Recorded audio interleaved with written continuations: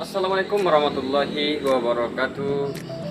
Bismillahirrahmanirrahim. Perkenalkan, nama saya Ferry, mahasiswa Institut Agama Islam Negeri Parepare yang mengambil jurusan Prodi Komunikasi dan Pendidikan Islam, Fakultas Usuluddin Adab dan Dakwah. Apa kabar teman-teman sekalian? Semoga tetap semangat dan sehat dalam menjalani ibadah puasa kali ini. Baik, pada kali ini saya akan menjelaskan kepada teman-teman sekalian mengenai tentang ketetapan dalam penulisan berita pada media di televisi. Oke, langsung saja kita ke penjelasannya. Ini dia.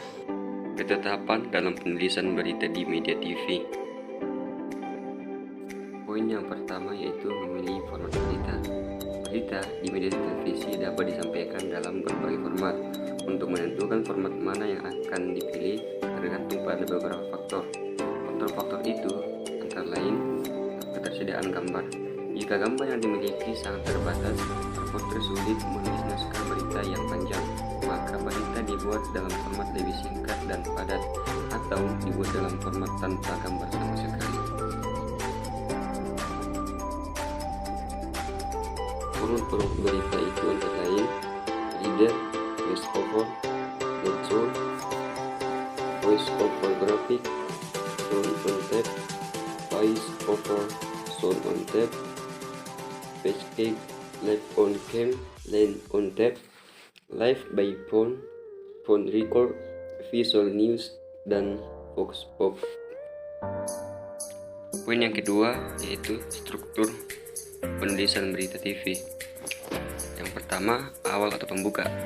Setiap naskah berita membutuhkan suatu bengait atau hook atau titik awal yang memberikan fokus yang jelas kepada pemirsa. Awal dari tulisan memberitahu pemirsa tentang esensi atau pokok dari berita yang mau disampaikan.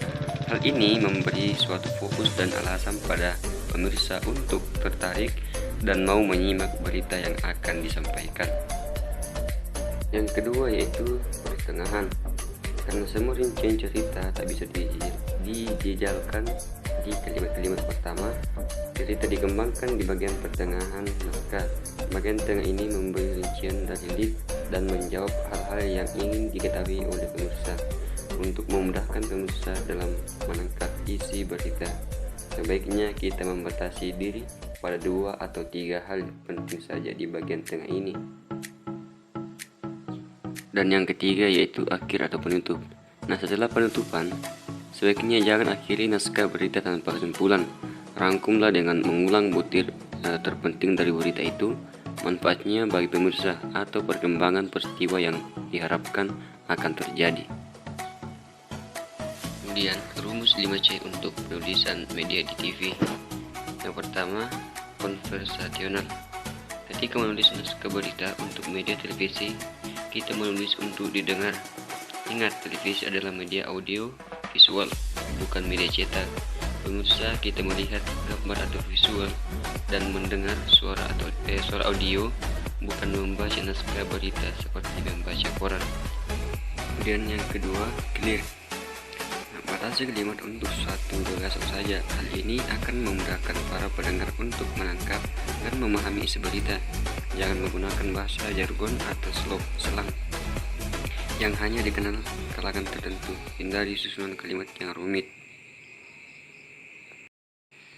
Dan yang ketiga, concise. Gunakan kalimat-kalimat yang bersifat pernyataan atau deklaratif. Tulislah kalimat-kalimat yang pendek. Yang keempat, compelling. Tulislah dalam bentuk kalimat aktif. Para penulis berita menggunakan kalimat aktif karena lebih kuat dan lebih menarik. Dan yang kelima, classy free. Kalimat atau pernyataan class adalah pernyataan yang sudah terlalu sering digunakan di media. Poin ketiga yaitu aturan-aturan dasar dalam penulisan berita untuk media TV. Pertama, angka. Yang kedua, singkatan dan akronim. Ketiga, punctuation. Keempat, nama. 5, spelling. Keenam, grammar atau tata bahasa. Ketujuh, lead yang menjual. Dan yang terakhir adalah referensi. Oke teman-teman, itulah beberapa penjelasan saya tadi mengenai tentang ketetapan dalam penulisan berita pada media televisi. Semoga bermanfaat bagi teman-teman sekalian dan juga terutama bagi saya pribadi. Sekian dan terima kasih. Wassalamualaikum warahmatullahi wabarakatuh.